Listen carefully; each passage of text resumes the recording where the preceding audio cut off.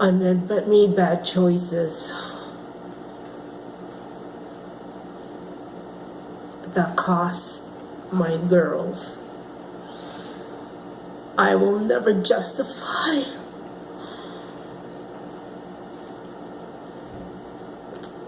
mental illness.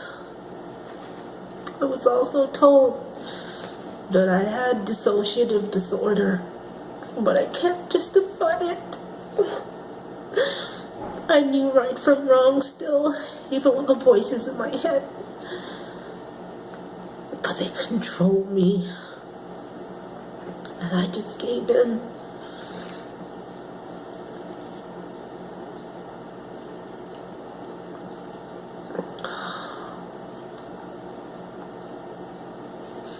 There was another time, we moved up and down because usually the rent got too expensive and we'd move up and down. We even moved to another city, and when my mom was sick, we came back. And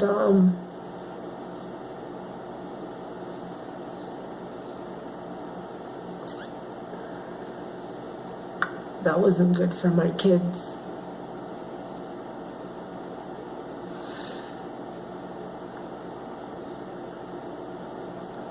There was this man next door that my daughter invited to my birthday. Good little Keisha, she orchestrated a birthday party for me, and I got involved with this man.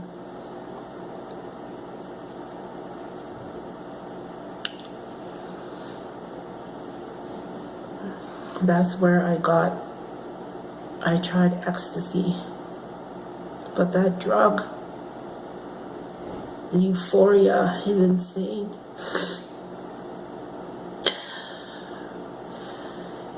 It brought on strong sexual feelings. I took it twice. It just made me scream, and my whole body just felt good and strange at the same time.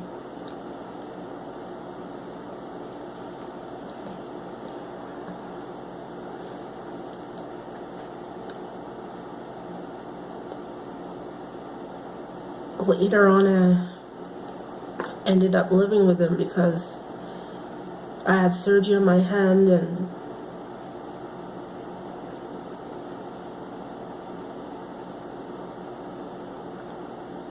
I lost where I was living, and I said to him, it's your turn to help me because I've helped him.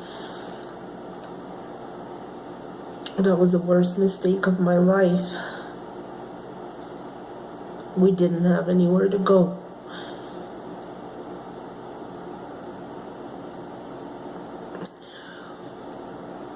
One day, my mom talked about going to a Christian university, and we went there at least a couple times. And I had to write a GED test, and we prayed. Well, my mom prayed that Ahayah would let them accept me, and I met the criteria, and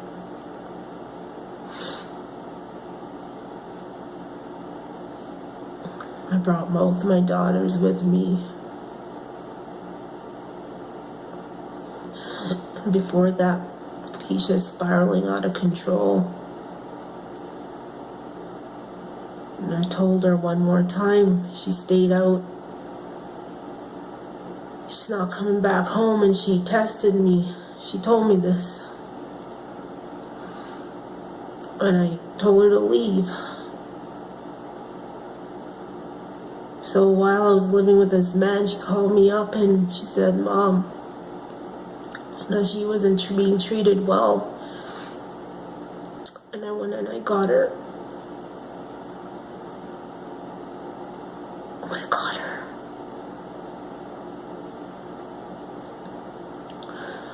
Well, when I told the man I was living with, I'm going to go back to school and this will give us an opportunity to have a good life, he turned on me. He ordered me to take my car out of the garage. It was raining.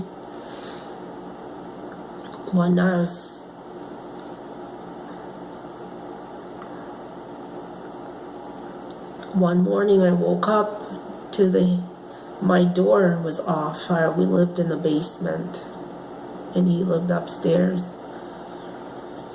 He was so angry at me that he did that. And when I realized that I wasn't home, I had to call work and cancel my shift. And I had to call the police.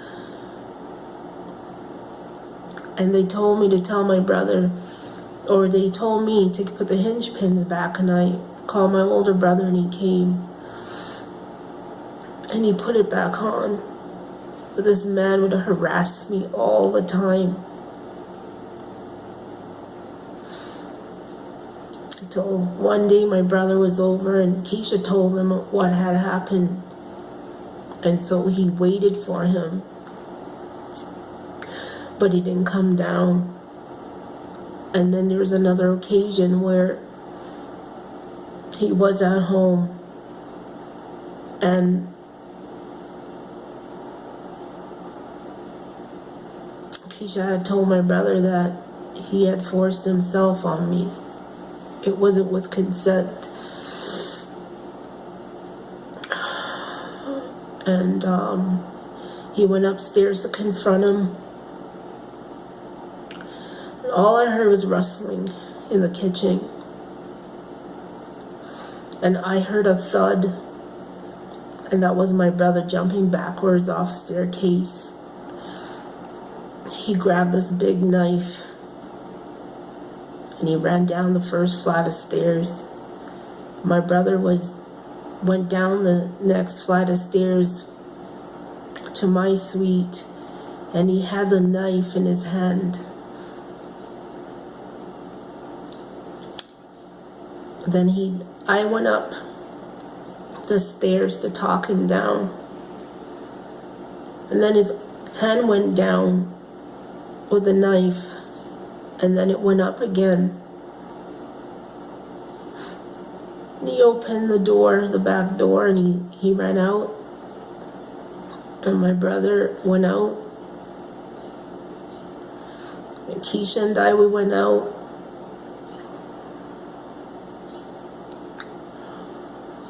And my brother's now on the sidewalk and he's backing up, and the man ran around the vehicle as he slipped on gravel. My brother knew martial arts, and he grabbed the man with a knife, his back toward him, and he brought his hand down, and we heard rip. And we thought the knife had gone through his side, but it didn't. My brother had taken out of the house like a handrail, and he hit him with it, and he took off in his van. I called it. We were screaming and called the police, and they caught up with him, and they thought it was my knife because that's what he told them, and I said no. Anyway, it ended up going to court, and it was thrown out. And because I prayed to Ahayah not to let him go to prison, because prison's not going to help somebody like that. So later on, while I was in school, I used to talk to myself, or talk to Ahayah about all sorts of stuff. And that's what I would do when I started feeling angry. I started going out for walks and talking to Ahayah. That seemed to calm me down.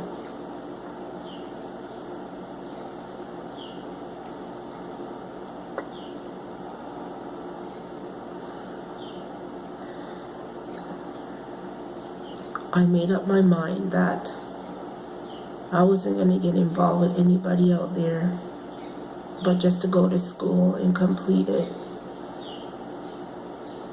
I met a theology student, and we were worshiping together at my house. And he'd say, "Don't touch the anointed." I couldn't understand why. I thought it was funny. But you see, later on, I figured out that the same sexual sin, the demons, those demons, we both shared it. And that's how they draw you. When you share the same spirit, the spirit draws you to that person. Well,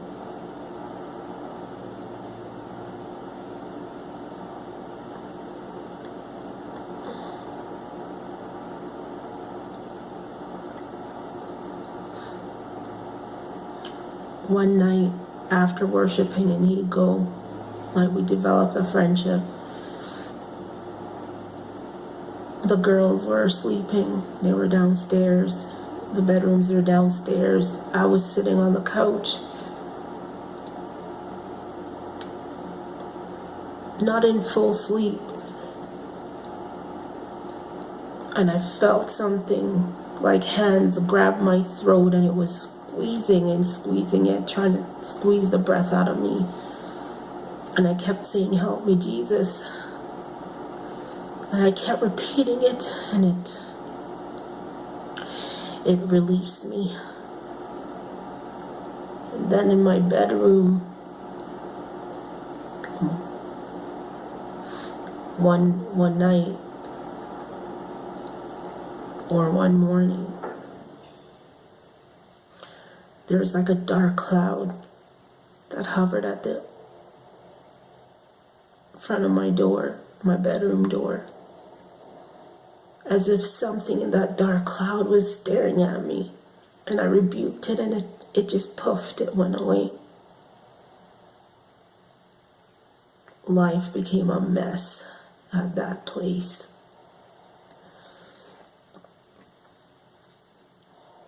I was so stressed out. Keisha had her baby. We were there for her. Baby came home.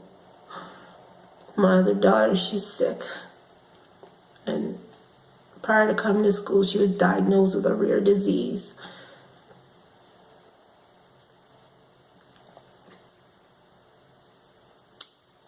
Anyway, later on,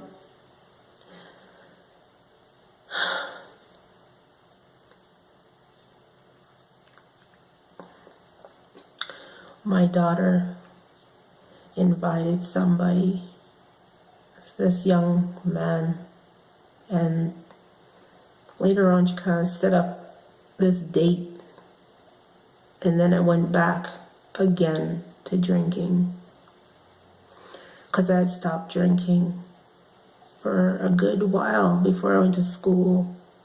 I never drank a lot. And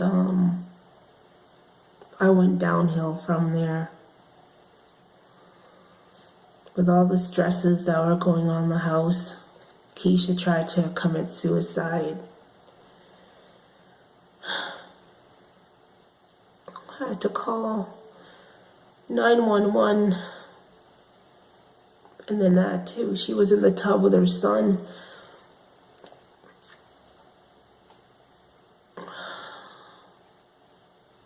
It was a mess. I had to wash her up and get her ready. And I asked Simone to look after Jared. And I had to keep her awake, because she took something, some medication. She just mumbled. Instead of EMS coming, police car comes. First time into a police car. And he said, "This is all you've got, because everybody's busy." So we went in there, and he just sat in the front, and I heard him kept telling her, talking to her to keep her awake. We went to the hospital, and there was a psych doctor that was working, and I said to him, I don't know what to do for her. I asked them to admit her in a mental institution called Panoka so that they can give her the help that she needed. It was hard while I juggled everything. The young man that stayed with us helped me while I go to school and try to look after everyone. Things started to fall apart. My youngest daughter, when I came home from class, she said she doesn't know if she tumbled down the stairs, but she blacked out on the bottom of the stairs and was running around trying to get help. And I'd get a phone call from school too, from the chaplain, saying that she was talking about what happened to her, and she told me if I got her help, because the town was so small, if I got her help, she wouldn't go and she wouldn't talk. There's nothing I could do. I couldn't force her to go. So anyway, this young man, he became really obsessive because I wanted him to go. And I had to call someone to get him out. He tormented me. I don't know, somehow he managed to get the code for my answering machine, and he deleted everything. See, this man, young man, was an ex-con. Yeah. I was living with an ex-con. And he was on probation too.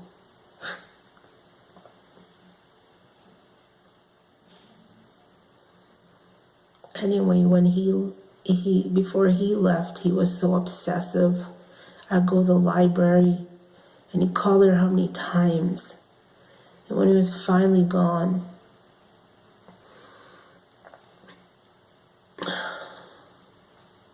I was so happy about it.